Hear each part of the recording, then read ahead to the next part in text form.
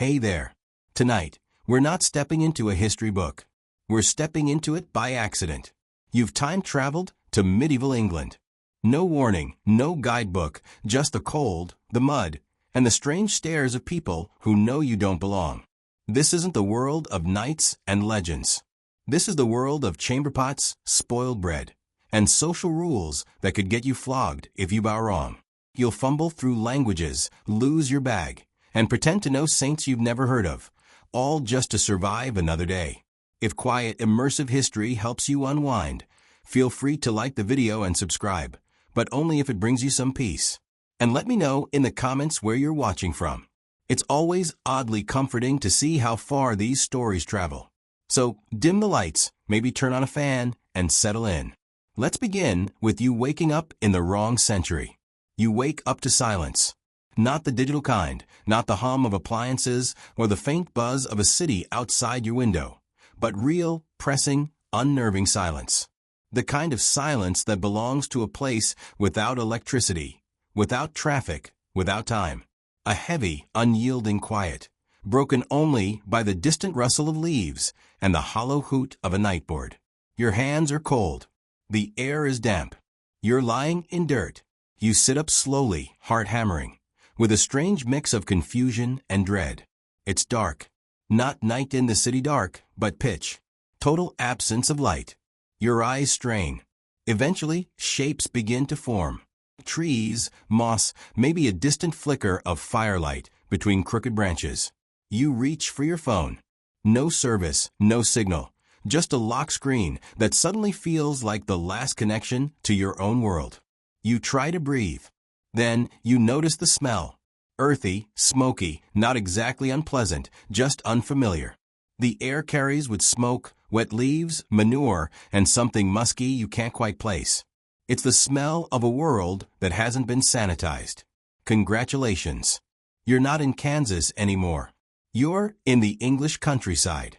And judging by the absence of stone roads, fences, or chimneys, you're several hundred years too early. You're in medieval England, probably the 14th century. You don't know how you got here. The time machine joke is long past funny. Now, you need a plan. First rule, don't panic. Second rule, don't let anyone see you arrive. In the medieval world, people weren't necessarily terrified of strangers, but they were very interested in them. And if your clothing, speech, or behavior marks you as too foreign, too different, you won't get burned as a witch, probably, but you will be talked about, questioned, and possibly robbed, or worse, forced into some story you can't control. So you move quietly. The forest around you is thick, but not untouched. These aren't wild woods. They've been cut, scavenged, managed. Medieval England's forests weren't untouched nature preserves. They were heavily used for firewood, for hunting by nobles, for gathering mushrooms and berries by peasants, if allowed. But most forest land was owned. Every twig had a price. If you're caught breaking branches or dragging wood, and you can't prove you're a tenant of a local lord, it could be considered theft. And in this era, theft could get your hand chopped off. You walk toward the glow of a town, still hidden among the trees. The lights are few, a smattering of torches or maybe hearth fires showing through crude wooden shutters. There are no street lamps, no windows of glass, just wooden planks with slits or animal hide stretched thin. Light leaks, flickers, then vanishes. As you get closer, you find the road. It's not paved, not even cobbled, just packed mud scored by cart ruts and pocked with puddles. Medieval roads weren't designed for comfort. They were functional scars across the land, often flooded, slippery, and worse, after a freeze. You try to keep your footing, but already your shoes, sleek, modern, unmistakable, are coated in grime. You take them off, hide them. Your socks go too. Clothing matters. You're wearing materials they've never seen. Synthetic fibers, zippers, stitching machines hadn't been invented. If you walk into town in jeans and a sweatshirt, you're an alien, no matter how friendly you try to be. Best case scenario, they think you're from a faraway land. Worst case, they think you're an escaped lunatic. So you do what any prudent time traveler would. Bury your clothes in the woods. Tuck your phone deep into your bag. Tie your hoodie around a tree. Strip down to a thermal undershirt. It almost passes for a linen tunic. You pull your hair into something vaguely rustic. You rub a little dirt on your face and practice looking underfed. There's a town gate ahead. You approach it just before dawn. Towns in this period often had gates not to keep people in, but to keep animals and thieves out. Many had curfews, often marked by the ringing of a bell at sundown. After dark, entry was restricted unless you had a very good reason.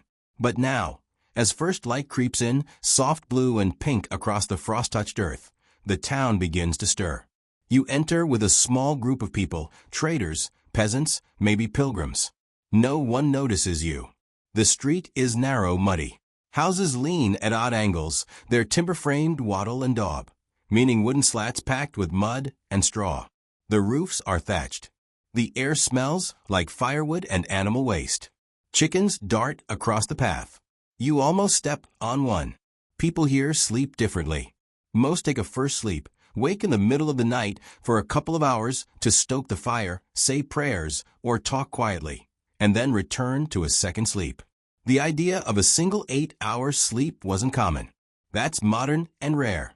You pass what must be a blacksmith's forge, soot-blackened walls, the smell of iron and sweat, a stable, a cook shop selling yesterday's bread, and something bubbling in a pot that smells like onions and despair. No one greets you. That's good. But they will ask eventually, who are you? In the Middle Ages, everyone belonged to someone, to a household, a guild, a parish, a trade. There's no such thing as a just passing through traveler.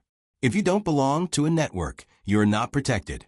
And if you're not protected, you're vulnerable to crime, arrest, or simple suspicion. So you rehearse your answer. You're a pilgrim. That's the safest option. Pilgrims were common, and they could be from anywhere. A story about being on the road to Canterbury or Santiago de Compostela will satisfy most people. You invent a village 400 miles away, hoping no one here has relatives there. You bow politely when someone makes eye contact. Don't shake hands. That wasn't common yet. You speak as little as possible. Your accent is strange. Your grammar worse. You mumble. You smile faintly. And then someone offers you bread. It's dry, dense, mostly rye, probably bulked with barley and bean flour, but it's warm. You chew it slowly, nodding thanks, hoping the act of eating makes you look less like someone who fell from the sky last night. And just like that, you've survived your first hour. But the day hasn't even begun. You've been awake for less than an hour, and already you're someone else. That's how things work here. No passports, no IDs, no background checks, just stories. And in medieval England, your story is your protection. You need one fast. You choose the safest lie you can think of. You're a pilgrim. You tell your first version of it to a stable boy. He asks where you're headed. You pause. Canterbury, you say not because you're religious, but because it's the only medieval pilgrimage destination you can name under pressure. It works. He nods solemnly and goes back to mucking out straw. That's your new truth now. You're a pilgrim on your way to visit the shrine of St. Thomas Becket, the archbishop famously murdered in Canterbury Cathedral in 1170. His martyrdom turned the city into one of Europe's most visited holy sites. Pilgrims came from all over, rich and poor, sick and healthy, devout and desperate, hoping for miracles, forgiveness, or just a few days of rest under God's gaze. It's a good cover. Pilgrims were everywhere in the Middle Ages, moving between towns, staying at inns and monasteries, traveling in groups when they could, alone when they had to. Some wore the scallop shell of Santiago. Others carried wooden staffs or painted tokens from previous shrines. Most were poor. Many were ill. A few were fugitives. All were tired. And now you are one of them. The lie isn't just for strangers. It's for yourself too. You repeat it internally, smoothing the edges. You come from a distant village. You're traveling alone because your cousin fell ill. You're visiting Canterbury because your brother had a dream. You're doing penance for a sin you won't name. You've practiced just enough church Latin to make your mumbled prayers sound authentic. Your story buys you shelter. A gray-robed monk at a small priory hears your tale and waves you inside. He doesn't ask many questions. He doesn't seem surprised by your strange accent or your patchy knowledge of Scripture. Pilgrims were expected to be odd. You say you've been walking for weeks. He believes you. Everyone looks weathered here. He shows you to a room. Not really a room. More like a corner of a drafty hall with 3 other pilgrims sleeping side by side. One of them snores like an injured bear. Another mutters in his sleep. You pull your borrowed wool cloak tighter around your shoulders and try not to think about the bed bugs. Hospices and monasteries were some of the few places in medieval Europe where travelers could sleep without paying coin. The church was legally and spiritually obligated to provide charity to pilgrims. That obligation was sometimes ignored, of course, especially if the monk in question was having a bad day or the priories were stretched thin. But most would still offer at least some stale bread, a spoonful of pottage, and a patch of floor near a fire. You eat what you're given, barley pottage, boiled gray, and salted with tears. You chew slowly, try not to think of seasoning. Spices exist in this time, but not for you. A pinch of pepper costs more than your borrowed cloak. Your spoon is shared, wiped on cloth that has seen better centuries. Your bowl is wood, splintered, and probably older than the Magna Carta. Around you, the other pilgrims talk.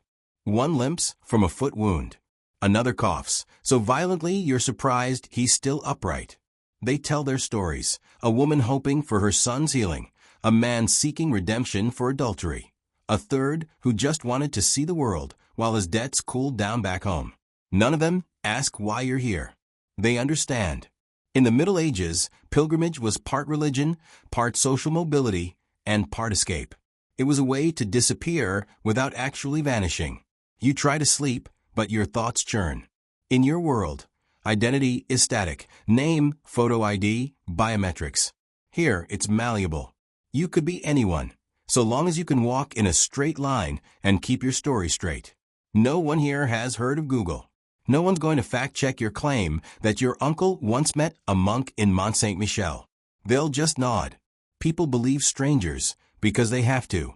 The entire medieval world runs on trust and fear.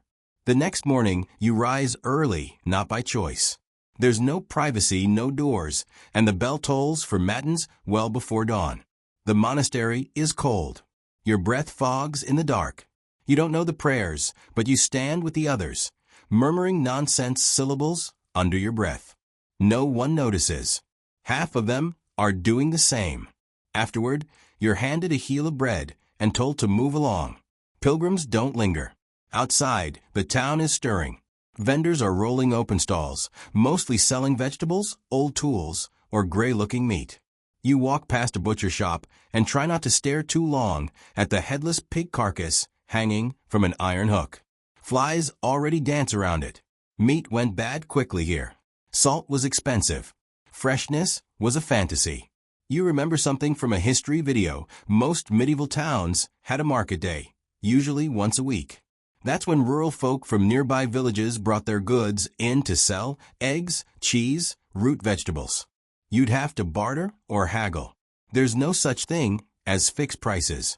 Everything is a negotiation. And if you don't know the local currency, silver pennies, halfpennies, farthings, you'll get fleeced. You want to buy something, but realize you have nothing to trade, not even a coin. You still have your wristwatch tucked into a wool sleeve. You glance at it, but it means nothing here. No one cares what time it is. People in this world measure time by bells, prayers, and the position of the sun. If it's light out, you work. If it's dark, you pray, hide, or sleep. You decide to ask for help instead. You spot a woman selling oatcakes and approach slowly, trying to look humble but not pitiful. You speak softly, explaining you're on the road, low on supplies, and blessed to meet such a generous face. It's not Shakespeare, but she gives you one cake anyway. Maybe she believes you. Maybe she just likes feeding people. Maybe she wants your blessing. Pilgrims were holy, or at least adjacent to holiness. Many townsfolk believed that aiding a pilgrim earned favor with God. You say a quick Deus te benedicat in your best fake Latin accent. It means God bless you. She nods pleased. You chew slowly as you wander the streets. The oatcake is dense, unsweetened, and laced with something bitter, wormwood, maybe, or just bad grain. Still, it's food. You count your blessings. One oat cake, two working legs, no fever yet. You pass a group of children playing in the dirt. One of them is holding a carved wooden hoop, rolling it along the ground with a stick. Another clutches a crude doll made of rags. They stop and stare at you, not in fear, just curiosity. One points to your wrist. You cover it instinctively. That's when it hits you. You're not out of the woods. You've got your story, your cloak, your pilgrim status, but you don't have years of dirt under your fingernails. You don't carry yourself like someone who's been beaten down by a lifetime of scarcity. You walk too straight. You flinch at smells. You make eye contact too much. It's subtle, but it's there. To them, you still don't quite belong. So you drop your gaze. You shuffle a little more. You mimic the limp of the man you saw last night. You avoid direct questions. You learn to listen before you speak. This world doesn't care how smart you are. It cares whether you follow the rhythm, blend in, or vanish. That night, you find another place to sleep. A barn offered by a generous farmer in exchange for chopping wood. You say yes before he finishes the sentence. Your hands blister after a few minutes. He doesn't notice or doesn't care. Labor is labor. Pain is normal. As you lie in the hay, curled into a ball against the cold, you rehearse your story again. You're a pilgrim from the north, on the road to Canterbury, traveling for penance, alone, always alone. And as the stars turn overhead, bright and indifferent, you realize this truth. Lying is easy in the Middle Ages. Living is not.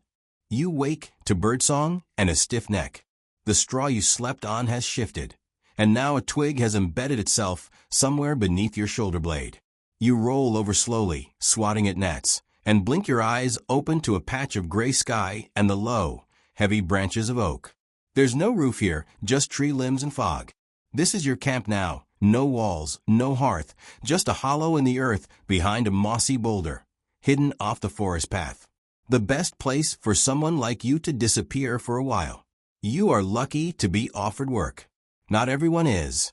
The farmer's sister, or perhaps his wife, you couldn't tell, told you there was a need for extra hands gathering firewood and herbs from the forest. You agreed before asking what it entailed. You needed the food. You still do. So now, for today, you are a forager. And like everything else in the Middle Ages, this job comes with rules. First rule: the forest does not belong to you.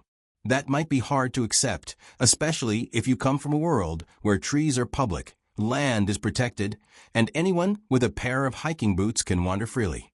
But here, in the 1300s, the forest is not wilderness. It is property.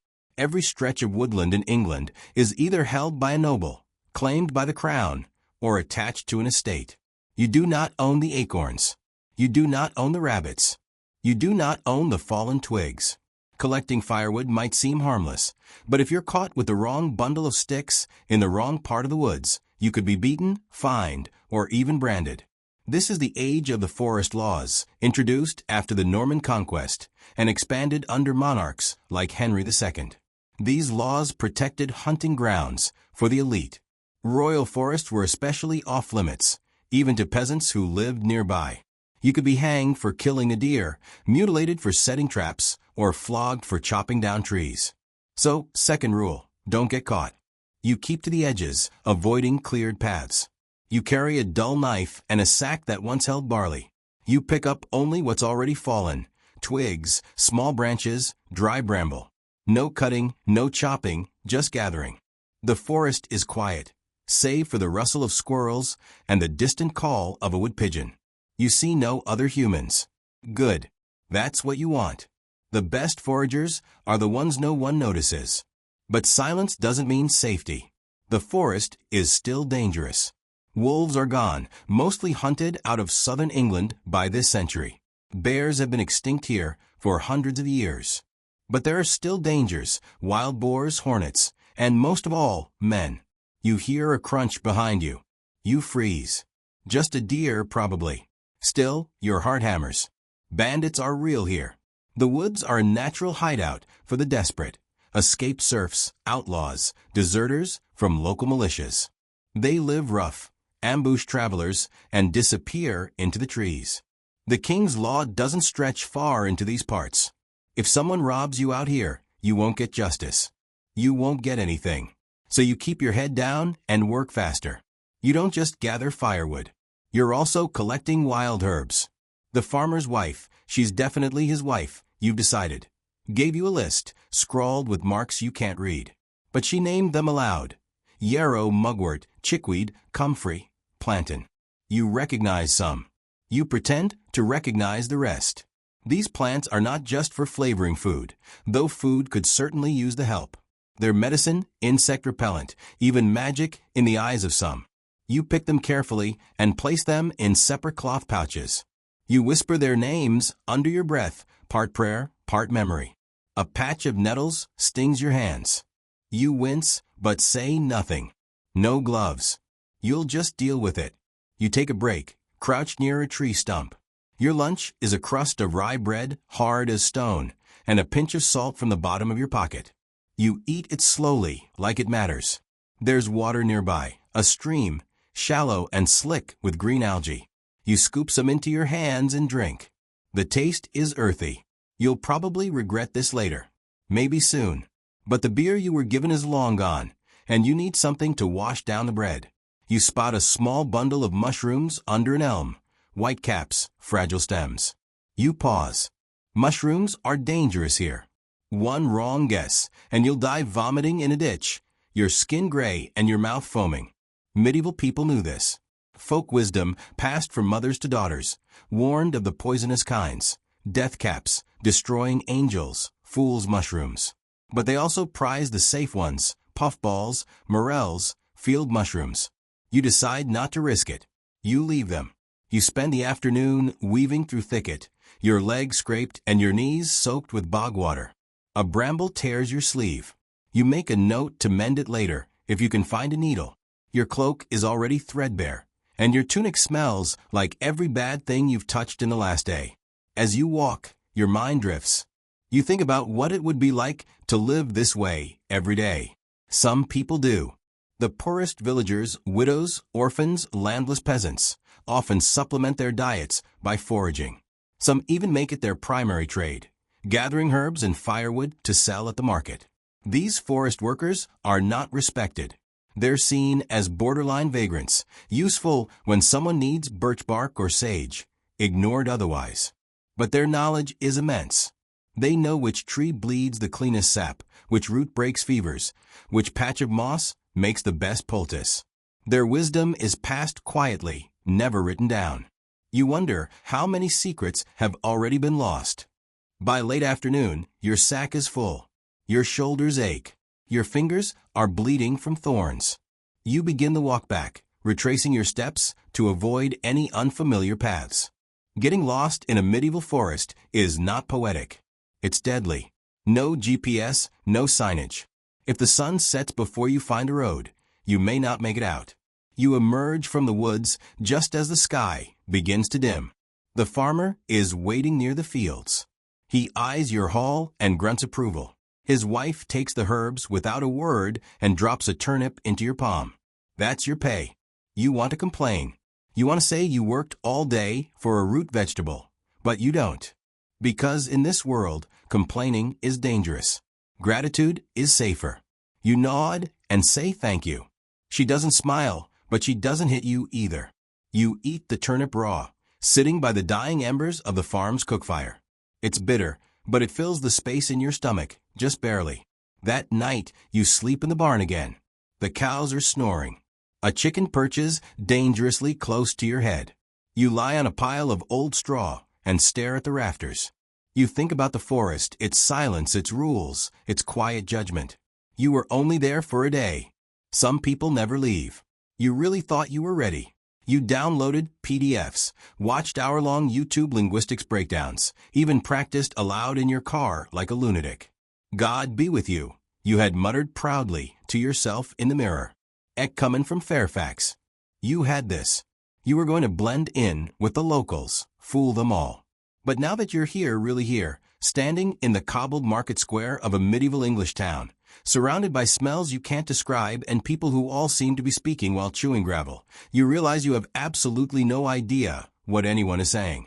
It's not just the accent. It's not just the slang. It's that they're not even speaking the language you studied. You'd chosen Old English, figured it was the safe bet, Anglo-Saxon roots. You remembered Beowulf. But Beowulf was written 400 years ago from where you're standing. The people here are speaking a form of Middle English, but not the kind Chaucer wrote down. This is something else, something brutal, something nasal and fast, splattered with French loanwords and riddled with regional weirdness. You try to follow a conversation between two traders and can't tell if they're haggling over fish or accusing each other of witchcraft. One man shouts across the square, "Hoy, that be on reeve. What's told me off, why soaking it, he?" You blink. Sorry, he squints. Be daft or Flemish? You mumble something about having a sore throat and shuffle away. You make a mental note. Don't talk unless absolutely necessary. Back home, you thought language would be the least of your problems. You'd assume disease, violence, or dysentery would kill you first. But now, it's becoming clear your mouth is the real liability. The second you open it, you're a walking contradiction. Someone who looks like a local, maybe smells like one by now, but talks like they were raised by a committee of monks and time travelers. The word choices are wrong. The cadence is wrong. And God help you if someone tries to make a joke. You're learning that humor is terrifying when you don't understand the punchline. You laugh nervously when a baker says something to you about a hedge priest sausage, and then realize from his expression that he wasn't joking. Or maybe he was. Or maybe it was an insult. You start miming more, a lot more. Hungry? Rub your belly. Tired? Point at the sun and yawn. Need directions? Just walk with purpose and hope someone follows you. This isn't communication. It's charades for survival. Later that day, in the shadow of the parish church, you overhear two children arguing over a sheep. The older one yells, "Nay, I fain saw it go by the breck." The smaller one jabs back, "Nay, it was thine eyes gone adult, fool." You could not feel more foreign if you tried. You start cataloging phrases in your head, trying to reverse engineer meaning. Fain means glad or wanted. Breck must be some kind of hill or field. Maybe. You don't even know what century you're linguistically in anymore. Then there are the loanwords. After the Norman conquest, French bled into the English tongue like wine into linen. Nobles speak in a clipped, smoother dialect laced with Latin and French, while the peasants bark with thick consonants and nasal vowels. You start to realize that class is audible here. You can hear who owns land and who sleeps in a ditch just from how they pronounce the word bread. You try saying pardon to a noble, and he nods. You try the same word to a stable hand, and he spits. At one point, desperate to communicate, you try to recall some Latin. Big mistake. A friar overhears you reciting an old phrase from a textbook and asks where you trained. You panic and say, "Rome." He frowns and starts asking questions about church councils you've never heard of. You fake a cough and limp away. You now have a new rule. No Latin unless it's in a prayer, and you're not the first to say it. Later, you find yourself in a cook shop trying to purchase what you think is a pasty. You point. The cook stares at you. 2 farthings, she says. You hold out a handful of pennies. She picks out 4 of them, then slaps your wrist and takes a 5th. You blink. "No more, and yesterorn's bread for you," she mutters, handing you something that smells like a barn floor. You nod. "Cheers," you say instinctively. Everyone in the room freezes. You realize too late that cheers is not a medieval word. They stare at you like you just said something obscene. One man chuckles, another narrows his eyes. You mutter, "God give you good tomorrow," and bolt out the door. There's another surprise. Reading doesn't help. You had assumed signs would be easier, but almost nothing is written. And when it is, it's inconsistent, phonetic, and barely legible. There's no standard spelling. A house might be spelled Elohis one day and Alofs the next. The only people who can write well are clerics, and they write in Latin anyway. Even street names, when posted, are sometimes just pictures.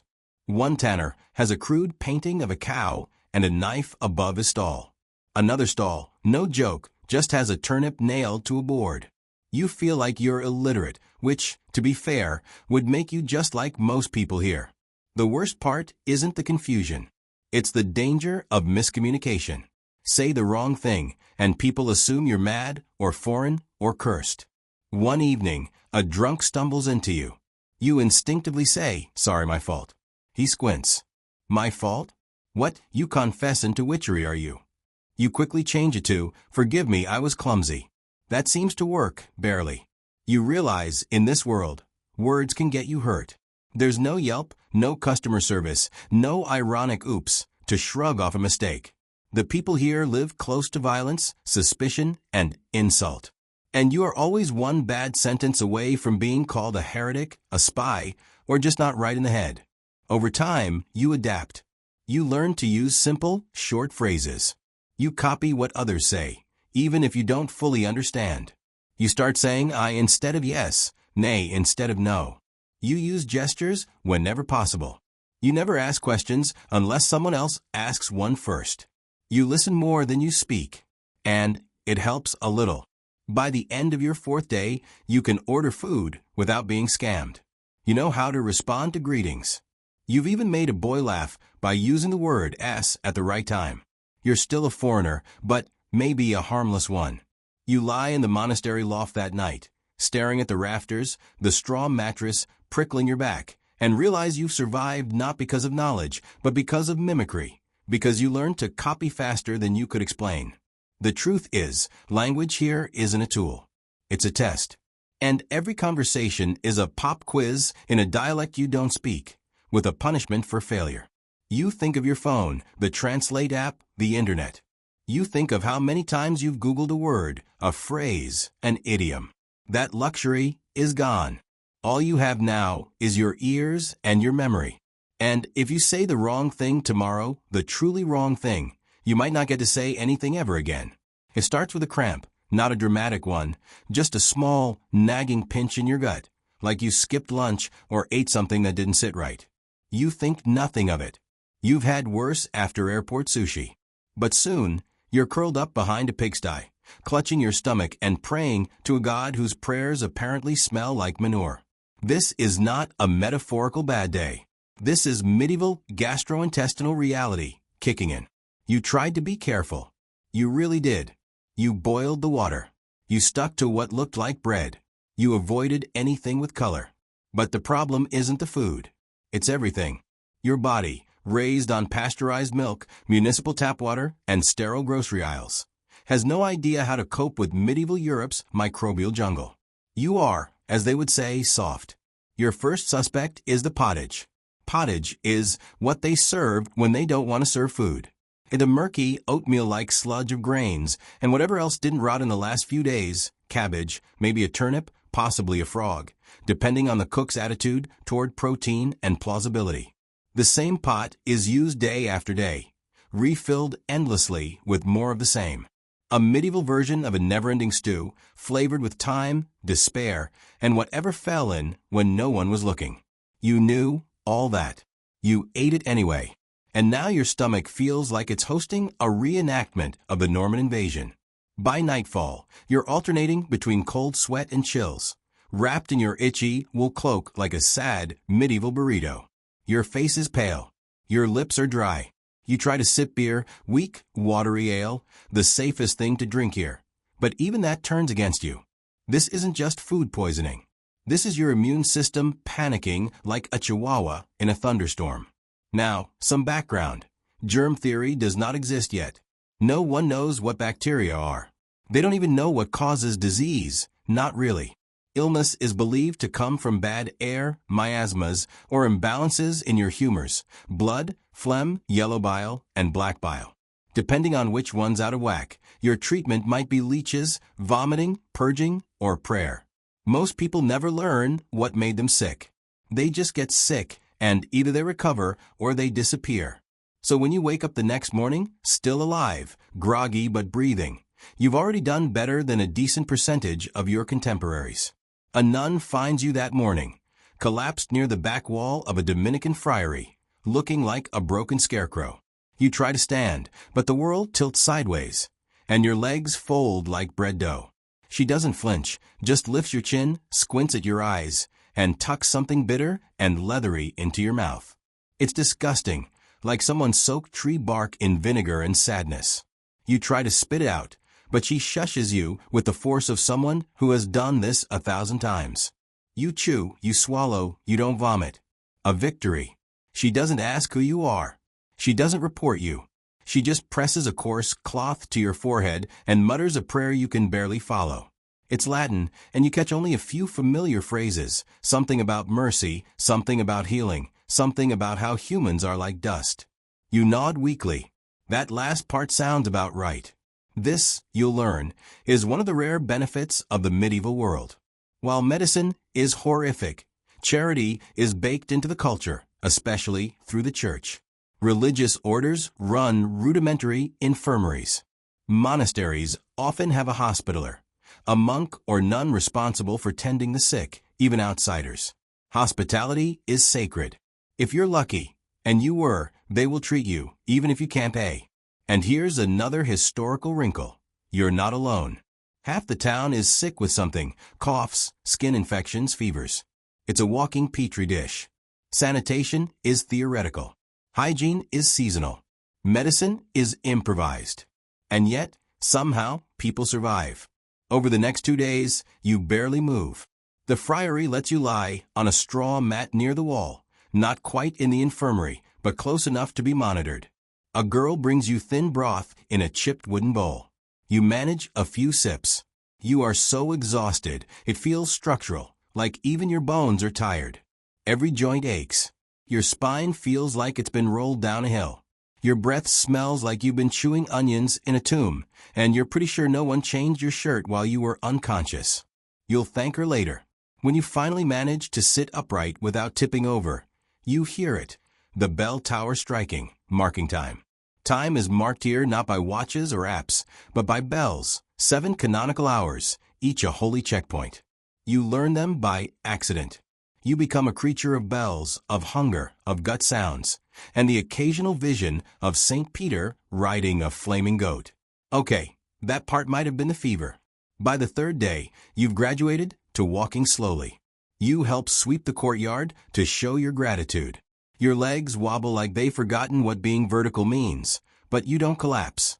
The friar overseeing you nods in approval.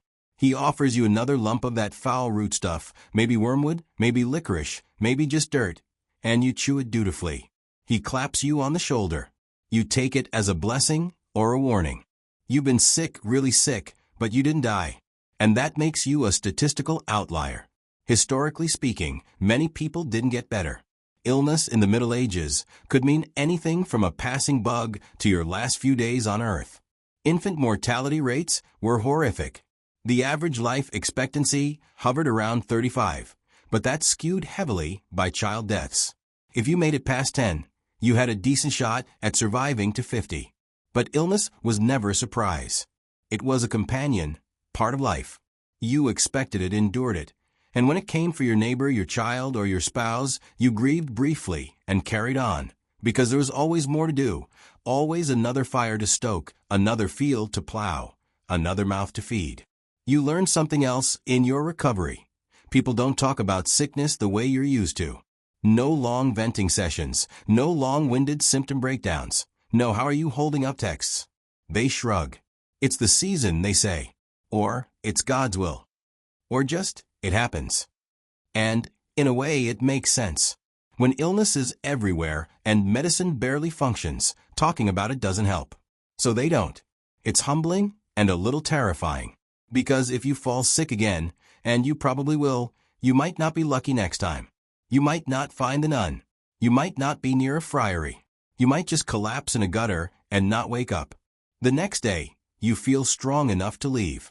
The friar gives you a pat on the back. The girl with the broth smiles shyly. You try to say thank you in the local dialect, but it probably comes out closer to, I kneel in the direction of your turnip. They don't correct you. You walk out of the friary and into the morning light, a little bent, a lot grateful, and lighter. Everything smells stronger: bread, smoke, dung, sweat. The world feels sharp, real, present. You survived. And in the Middle Ages, that's enough to count as a good day. You wake up with a new appreciation for life. Also, with no bag. It takes you a few seconds to register what's missing. You pat the ground around you, check under your straw mat, then under the mat of the man beside you, who is snoring with the delicate subtlety of a charging ox. Your satchel, the one that held your last pair of socks, 2 small coins, a now precious bar of emergency chocolate, and your hidden compass, is gone, vanished, along with any lingering belief that you are beginning to blend in. You sit up and look around. It's morning in the back alley of a town that doesn't know your name and wouldn't care if you dropped dead in it. Somewhere, a bell tolls the hour. Nearby, a vendor shouts about cabbage in a voice that could tenderize meat. Life goes on, just not your life. Not as planned. Let's be clear, you've just been robbed and nobody cares. There's no police station, no mounted guards patrolling with notepads and radios, number 911 dispatcher asking, "What's your emergency?" The only law enforcement around is the bailiff, and his main job is making sure your taxes get paid, not returning your missing socks. You try mentioning your loss to a woman sweeping her doorstep. She glances up, shrugs, and mutters something that roughly translates to "welcome to town." You tell a local friar. He frowns sympathetically, says a prayer for your misplaced satchel, and suggests perhaps it was God's will. You mention the word "stolen" to a baker. He laughs so hard he nearly drops a tray of rye bricks, not because he thinks you're lying, but because, of course, it was stolen. What else did you think would happen? In medieval towns, theft is not an outlier. It's part of a natural order, right up there with mud, poor dental hygiene, and sudden outbreaks of fire. Everyone is poor. Everyone is desperate. And anything you leave unattended is considered up for grabs. That's why locals carry their valuables tied to their belts, tucked in hidden pouches, or quite literally sewn into their clothes. Wealthy merchants often hired boys to shadow them, not as apprentices, but as moving alarms. Even nuns kept a wary eye on their coin purses. Sanctity is no match for scarcity and knives. Those aren't accessories, they're necessities. Every peasant has one. Every merchant carries one. Even small children sometimes carry small blades, not for fighting, but for cutting bread, slicing apples, and if absolutely necessary, making sure someone doesn't take the bread or the apple. Theft wasn't just tolerated. In many cases, it was expected. Eventually, you return to the friary where you've been staying, where you recently recovered from your first medieval stomach catastrophe. You recount the theft again, with a bit more drama this time. You add sorrow. You lean into the tragic tone. Brother Thomas, or maybe it's Brother Matthew, all the monks blur together, listens with polite gravity. He disappears into a side room and returns, placing something into your palm. A knife. It's small, rusted. The blade is dull and the handle is cracked, but it fits in your hand. You try to hand it back. He doesn't let go. He makes a gesture, palm flat, knife up, and walks away. You don't need a full understanding of the local dialect to get the message. Keep it with you, always.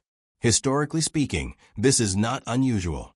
In fact, for someone in your position, alone, unfamiliar, and extremely muggyable, this is practically a rite of passage. In medieval England, justice didn't work the way modern visitors might hope. While there were courts and laws, actual enforcement was rare and wildly inconsistent. A constable might exist in theory, but his authority was local, his power limited, and his priorities skewed heavily toward protecting landowners, collecting fines, and making sure the tavern didn't turn into a murder pit every Saturday night. You, an unknown foreigner with no local kin or guild membership, are not the kind of person anyone is going to stick their neck out for. Guilds, powerful associations of craftsmen and merchants, protected their own. But outsiders, those not under guild protection or tied into a household, were fair game. And you're not in a guild. You're not from a household. You are a walking opportunity. Markets are the worst. They're crowded, loud, and full of opportunities to get relieved of your belongings. Street performers attract gawkers. Gawkers create crowds. Crowds create cover. And somewhere in that chaos, a cutpurse practices his art. Theft is so common that it's priced into everything. The merchant selling you a dusty apple has already accepted that 3 more will go missing before noon. The baker keeps his coin jar buried in flour. The butcher keeps his cleaver sharp and visible. And when thieves do get caught, well, that depends on who they stole from. Punishments are theatrical, often gruesome, and wildly inconsistent. For minor thefts, public humiliation is common. A thief might be tied to the pillory and pelted with rotten turnips or forced to wear a wooden plaque proclaiming, "I stole a chicken," while being paraded through the streets.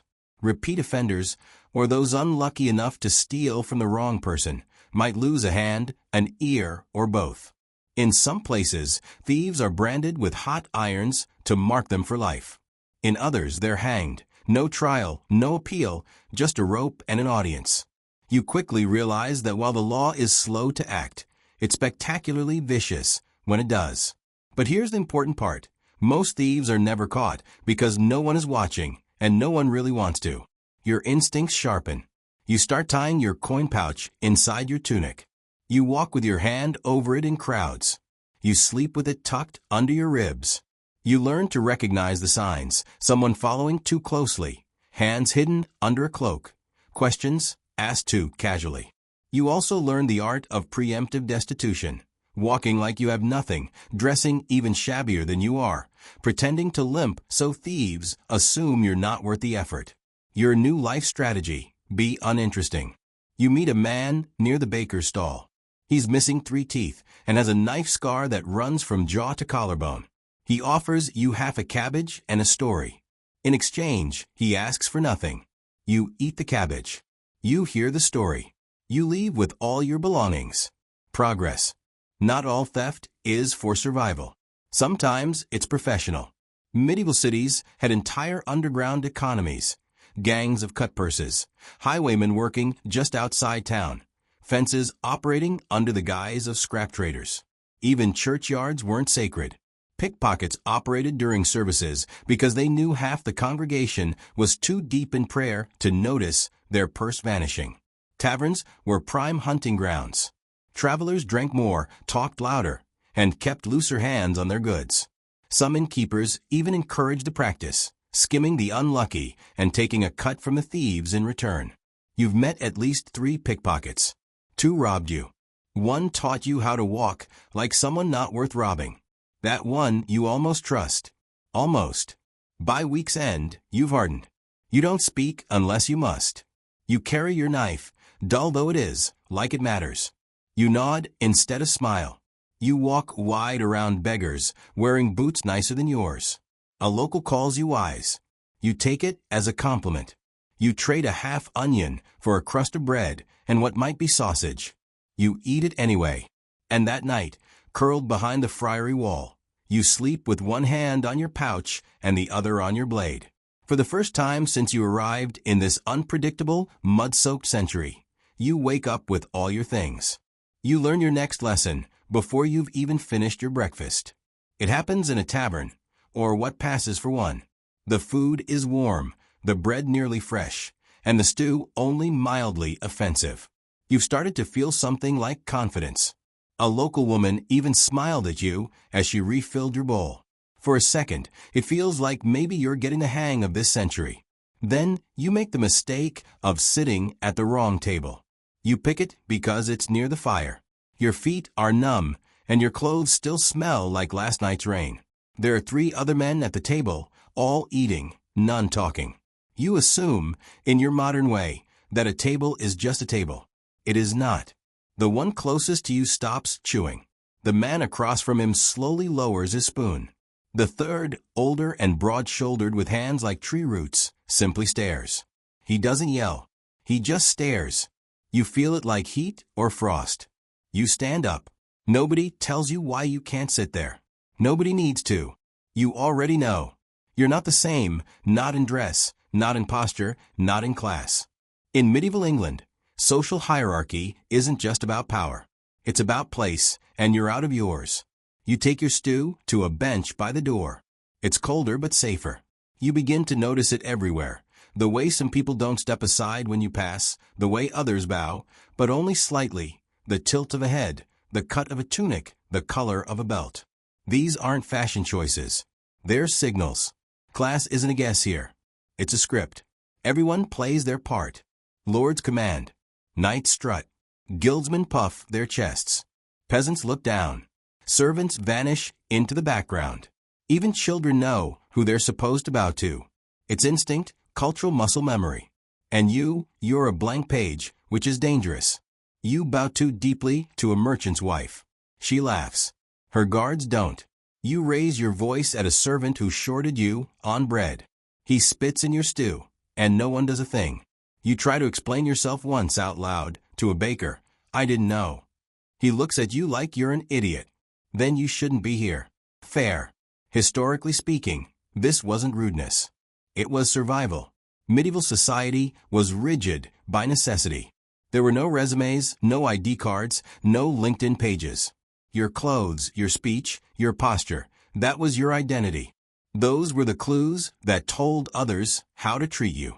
And if you didn't follow the rules, the whole system frayed. Most people were born into their station and died in it. If you were a villain, a kind of unfree peasant, you couldn't just become a merchant. If you were a tanner, you were expected to stay a tanner. The few who climbed ranks usually did so through the church or by military service. And even then, it took a generation or two. Everyone else stayed firmly in their lane. You meet a man named Will near the blacksmith stall. He looks at you with a kind of exhausted pity and tells you the rules, not all of them. That would take weeks, but enough to keep you from offending the next person you speak to. You don't touch anyone wearing silk, he says. Not even if they're choking. You blink. What if they need help? Then pray for them, he says, from a respectful distance. He explains that colors are codes. Fur-lined cloaks are power. Blue and purple are reserved for nobility. Green is fine, unless it's too fine. And linen, only if it's been washed recently. Yours hasn't. He also tells you this: you've been walking wrong. Apparently, your gait is too loose, too confident. You don't step softly enough, don't lower your head fast enough, don't make space fast enough when a higher-ranked person walks by. You move like someone who's never been hit for moving wrong. He says they'll fix that. And they almost do. That afternoon, you try to get a better spot near the public well. The water's cleanish, and the sun is warm. You step ahead of a girl carrying a heavy pail. She looks about 13, face sunburned, hands raw. An older woman behind her shouts. You don't catch the words, but you get the tone. Everyone looks. You freeze. The girl glares at you with a kind of weary fury and says, "Where's your badge?" You don't have one. Apprentices in town wear pins or stitch symbols. They show you belong to someone. If you don't, you're a stranger. And strangers are beneath everyone. You step back. She doesn't thank you. She shouldn't have to. You start paying attention. You notice that even eye contact is stratified. A noble doesn't look at a merchant. A merchant doesn't look at a peasant. A peasant doesn't look at anyone unless spoken to. And you look at everyone like you're trying to read subtitles. You learn to lower your gaze, to speak less, to speak softer, to say, "My lord," even when it sticks in your throat. Eventually, people stop looking at you with suspicion. Now they look through you, like a servant, like you belong. Progress. There are benefits, strange as it sounds. Being invisible means you overhear things, plans, rumors, prices, secrets. You start to understand the town, not just by its layout, but by its tensions. Who's sleeping with whom? Who's stealing flour? Who's plotting to skip tithes? You become a shadow with ears. You also become tired. It is exhausting to carry the weight of invisibility. You begin to dream of modern things, not for comfort, but for clarity. A line, a menu, a name tag, something to tell you where you stand. Because here, you never quite know. You're not noble. You're not guild. You're not clergy. You're not a peasant. You're not a pilgrim, at least not a convincing one. You're a gap in the system, tolerated but not trusted. A body in borrowed clothing. One night, a boy bumps into you in the dark and mutters, "Watch it, lowborn." You should be angry. You should be indignant. But all you feel is relief. He thinks he knows what you are. That's the closest you've come to belonging. You're sitting on a low stone wall, chewing something that was allegedly bread, when you make the mistake. You're trying to find north. You don't mean to show off. You just want to know where you buried your emergency items in the woods. You dig into the pouch you've sewn into your tunic lining and palm the compass. Just a glance, a peek. It's small, discreet, and blessedly accurate, unlike medieval directions, which seem to be based entirely on how loudly someone can point. Unfortunately, you're not as discreet as you think. A boy passing by stops, eyes wide. "Is that a jewel?" he asks, in something halfway between French and curiosity. You snap the compass shut and shove it back into your tunic, but it's too late. He's already shouting for someone, his uncle, maybe, or a local gossip merchant. Within minutes, you've got a small crowd staring at you like you've grown a second head, and it's singing in Latin. A woman crosses herself. A man mutters about Eastern sorcery. A priest somewhere nearby starts walking your way. You walk away, casually, calmly, absolutely not at a pace that would be considered fleeing. Just brisk. This is your warning. Nothing screams, "Not from here," like pulling out an item no one can name. Even the simplest modern object, a pen, a light, a zipper, a plastic button, can trigger suspicion. Not always because it's terrifying. Sometimes it's just unfamiliar enough to be interesting. And in a town where interesting is one step away from dangerous, that's not a compliment. Remember, the medieval worldview doesn't make space for weird but harmless. Things are either part of the natural order, or they're not. And if they're not, they probably came from the devil or the East or both. Later that afternoon, as you lean against the friary wall, pretending to read a religious carving, the local priest finds you. He's not hostile, just curious. Too curious. He asks where you're from. You say far away. He asks what you do. You say pilgrim. He asks if pilgrims commonly carry compasses that glow slightly in the sun and spin like enchanted beetles. You change the subject. He doesn't.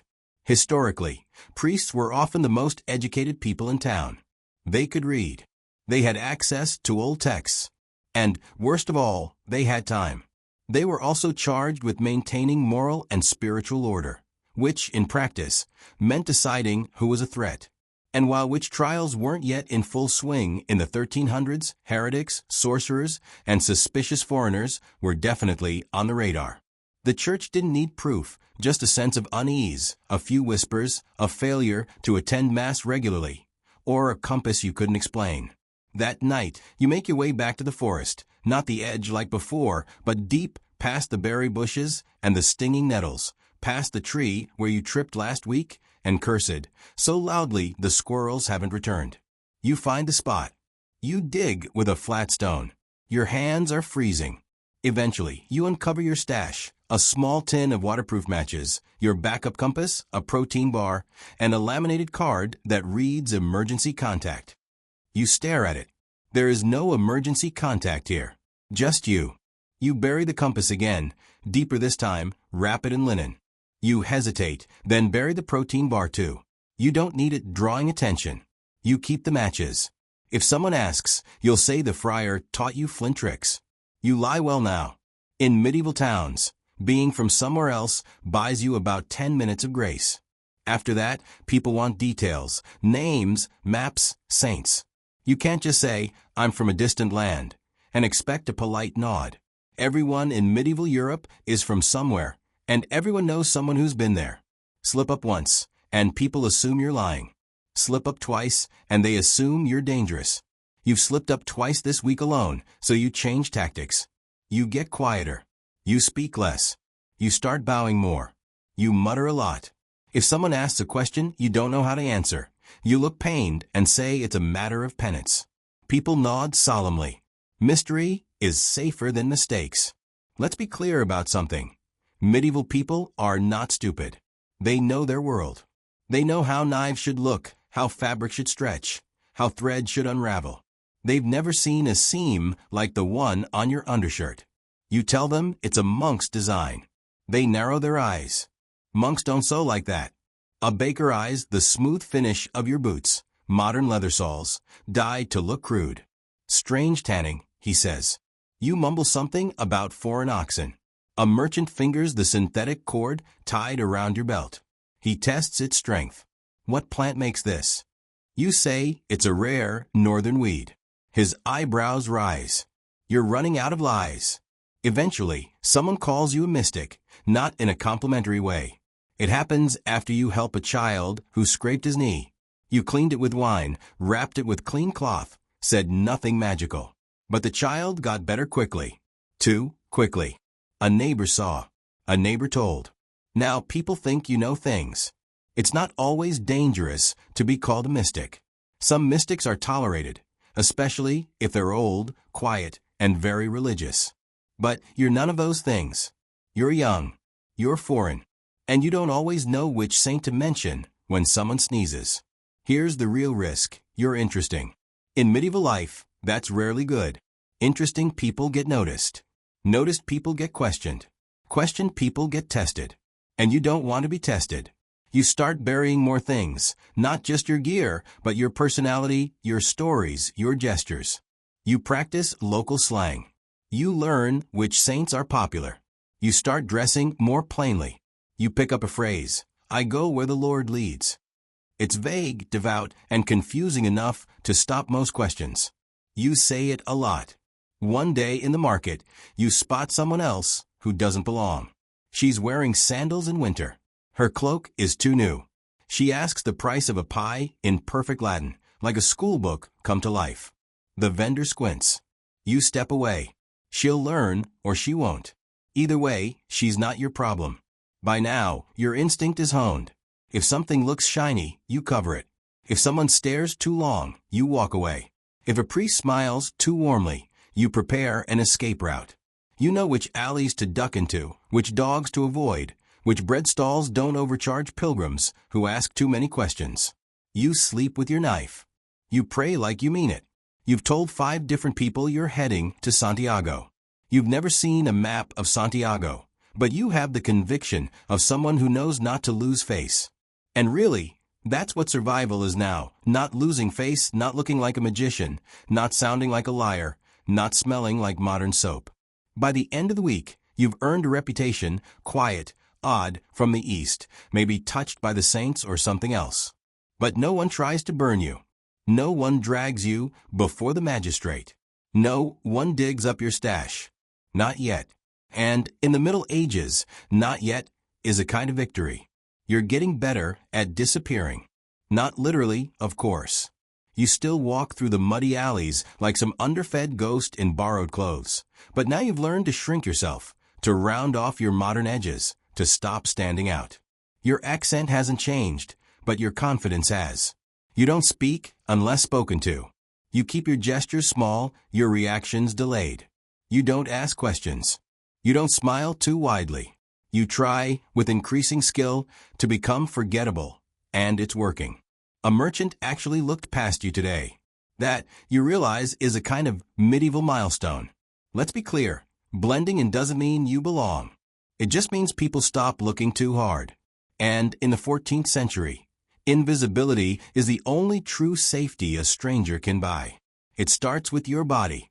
You've lost weight, not that you were heavy to begin with, but now your ribs make cameo appearances. Your gait is slower. You've learned to walk in patterns, to move with the flow of traffic in the market, not against it. You mimic the posture of the tired, the half-bowed humility of someone born to be overlooked. Your clothing helps too. The tunic you traded for a scratchy, mud-stained mess of coarse wool is now faded enough to pass. The patched cloak you wrapped around it no longer smells distinctly not from here, but instead just smells bad, like everyone else. You even dirted your face on purpose this morning. Just a little soot. It works better than a disguise. Clean faces are suspicious. You've learned to speak less and listen more. You understand the rhythm now, not the words necessarily, but the tones, the pauses, the kinds of things people care about. Bread, rain, gossip. The baker's daughter who disappeared for 2 days. The tanner's wife who gave birth to twins again. The rumor that the tax collector's mule was cursed by a beggar. You repeat some of these stories cautiously when the moment calls for it. You don't claim to know things, only that you heard them on the road. No one questions it. Everyone hears things on the road. You also know what not to say. You don't mention prices, measurements, or dates. You never use numbers you're unsure of. You don't say kilometer or coffee or Tuesday unless someone else says it first. You've eliminated phrases like make sense and no problem. You once said sure, and the shoemaker's apprentice looked at you like you'd grown a second head. Now you just say very well and nod. You nod a lot. Sometimes, though, they still look at you sideways. Maybe it's your hands, too clean, too soft. Maybe it's the way you flinch when someone coughs. Maybe it's that you never seem to know where you're going. But more and more, those looks are fleeting. People have better things to worry about than your weirdness, the weather, the bishop's new decree, the rising cost of barley. You're not their problem. You're barely their curiosity. You take that as a victory. You've even found a rhythm to your days. Wake before the bells. Join the line at the friary for watered-down broth. Avoid eye contact with the man who once offered to sell you his wife's hair. Help unload crates at the docks in exchange for half a fish. Return it when you realize it's more maggot than fish. Try again at the baker's. Fail to haggle. Settle for crusts. Eat while sitting on a step, pretending you're just between things. Smile once when a child drops a turnip, and you catch it before it hits the mud. Give it back. She looks at you like you gave her gold. You feel a little more human. You've even gotten used to the smells. Well, not used to, but you've stopped retching. You no longer cover your nose when passing the tannery. You no longer dry heave when the wind carries the scent of a latrine's uphill. You don't gag at the sight of dead animals being flayed in the open air. Now you just squint and walk faster. Progress. Someone calls you pilgrim. It's the first time anyone has said it without skepticism. They ask where you're headed. You reply, Santiago. Then you add, eventually. They nod. Everyone says eventually. They offer you a crust of bread. You thank them in the local dialect. It's the wrong verb tense, but close enough. You're invited to sit. You do for a while. You're not an outsider. You're just another traveler. Someone with sore feet and no coin and stories you're not quite ready to tell. You sit with your back against a wall, eating stale bread beside someone whose name you didn't catch. You share a silence that isn't awkward. You listen to church bells. You watch chickens fight in the mud. You could almost believe you belong here. Almost. But you don't. You miss your shoes. You miss ice. You miss toothpaste and proper bandages and being able to say, I'm hungry, without fearing you'll be robbed or pitted. You miss being understood, not just your words, but your world. The way people used to talk about movies, about weekends, about grocery stores and car trouble and birthday plans. Here, everything is about survival, and survival doesn't have room for small talk. Still, you've adapted. You blend. You survive. You've learned that disappearing isn't just a trick. It's a skill. And tonight, as you curl up in the corner of a friary storeroom, clutching a half-rotted blanket and the last crumb of someone else's kindness, you almost feel like part of the century. You'll never belong. But for now, you are tolerated. And, in the Middle Ages, that's the closest thing to peace. You lie awake on a pile of straw that generously calls itself a bed. Your feet are still filthy. Your tunic clings to your back with the texture of wet burlap. The air is thick, not with warmth, but with that uniquely medieval perfume, with smoke, sweat, and the faintly sour tang of rotting vegetables from the alley outside. You roll onto your side and try to find a spot that doesn't stab you with a straw stalk or brush against the wall crawling with something that probably has legs. You close your eyes.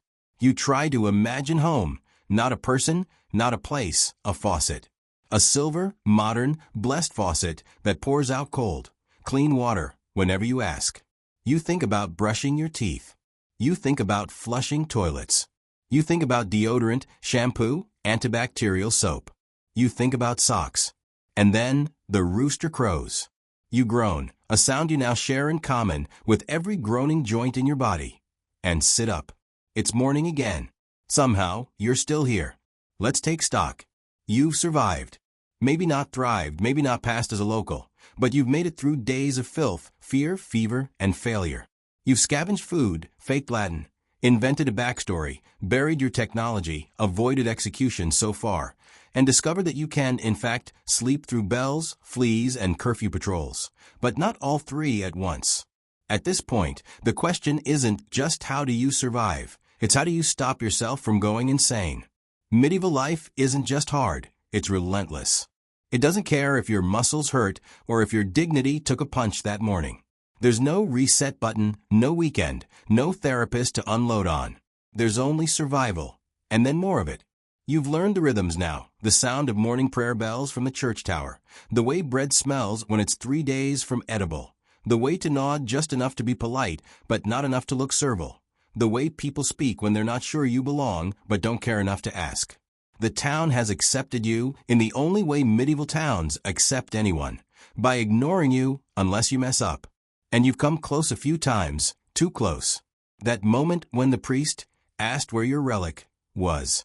That time you almost said, okay, instead of very well. That time you pronounced Ave Maria like a tourist ordering tapas. But each time you adapted. You learned a rule that isn't written down anywhere. Don't be memorable. If people remember you, you're suspicious. If they forget you, you're safe. You've become a walking blur, just another traveler, just another tired face in the market. You've also learned to live without no forks, no change of clothes, no privacy, no expectation of comfort. The most advanced thing you own is a rusted knife and a second-hand sense of danger. Your favorite meal this week was pottage with visible beans. Your proudest moment was successfully not vomiting after drinking water from a bucket that had, until a few minutes earlier, been used to soak feet. Your deepest moment of joy was washing your face in a clean stream and realizing it didn't burn. And somewhere along the way, your body began to adjust. The blisters hardened. The nausea faded. Your ears began to recognize the rhythm of the local dialect. Your eyes adjusted to candlelight. You even started to forget what your phone looked like. There are things no one tells you about time travel, like how boredom becomes a kind of parasite, gnawing at your skull in the slow hours between meals and chores, or how hard it is to go a full week without seeing glass, hearing music, or laughing at something on purpose, or how much of the world used to be lived in silence. No hum of electricity, no engines, just fire, bells, footsteps, and voices. Always voices. And how some part of you, some strange, unevolved sliver of your brain, begins to like it. Not the filth, not the hunger, but the stillness, the clarity. The way that life here strips itself down to raw need. Eat, sleep, work, survive. You think less about emails, less about bills, less about the passive chaos of your own timeline. You think more about the next bowl of soup, the weather, and the man in the corner who's been eyeing your coin pouch too long. But don't get too romantic about it. This isn't a noble past. It's just a hard one. You've seen too many coughs that didn't get better, too many children carrying loads twice their weight, too many bent backs, too many blank stares, too many quiet exits. You understand now, in your bones, that most people didn't live history. They just survived it. Night falls again. You lie on your straw mat, slightly less itchy, slightly more resigned. You hear the familiar shuffle of shoes on stone outside the friary walls. You listen for anything suspicious, just footsteps, fading. You pull your cloak tight. You press your pouch to your chest. You mumble the beginning of a prayer you don't believe, just in case someone's listening. Tomorrow will be the same, cold, hungry, confusing. But tonight, you are not dead. And that, in medieval England, is enough.